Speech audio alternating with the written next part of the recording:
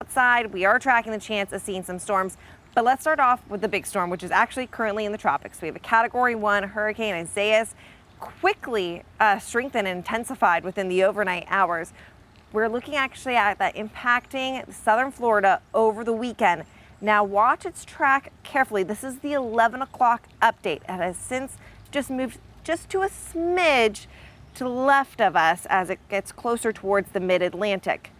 This again is something we're going to be closely watching. As we know, the tropics, things can change very quickly, almost on a dime, as it's just so volatile. So we'll keep a close eye on this and its track and what it could mean possibly for Central Virginia by the middle of next week. Something that we're keeping a close eye on. However, areas in southern Florida have hurricane warnings issued on the eastern coastline of Florida. So keep those folks in your thoughts over the weekend.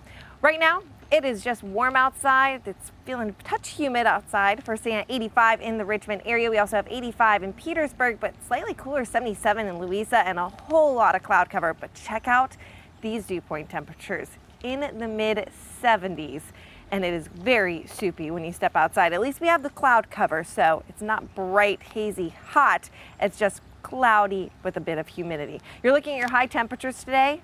Finally staying out of the 90s for most locations, looking to stay between the mid to upper 80s for this afternoon. So we're breaking our 3-week streak of dealing with those 90-degree temperatures. And then we do have the chance of seeing some scattered showers, but we also have the chance of seeing a few isolated strong to severe storms within the later afternoon as well as the evening hours. Currently, we are just dealing with a lot of cloud cover in the direct metro area. However, we do have a few isolated showers near Cartersville as well as near Goochland.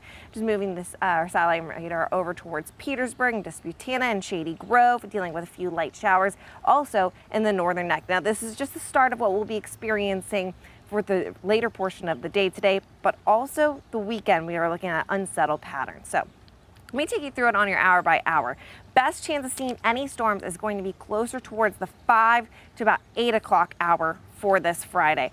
After about 9, 10 o'clock, we're looking at dry conditions returning to the area. Wouldn't rule out an isolated shower within the overnight hours, but in terms of storm action, you're looking pretty much in the clear. As you head into your Saturday, we're looking at some instability in the afternoon hours, but the best chance of seeing some afternoon storms on Saturday is being closer to the Virginia Beach area. So if you do have some weekend plans, just keep in mind you want to keep a close eye on your satellite radar, but at least these showers hopefully will do us some favors on the drought monitor. You do have some dry locations on your drought monitor in Central Virginia.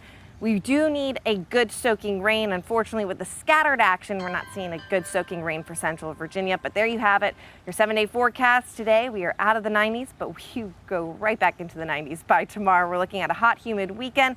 Best chance for seeing some storms will be Saturday afternoon. Sunday looks to just be very isolated activity, and we're going to maintain an unsettled pattern for next week. Closely watching Isaias as what it could mean for Central Virginia for the middle of next week. But at least those temperatures, we're looking at a week in the 80s. Reba?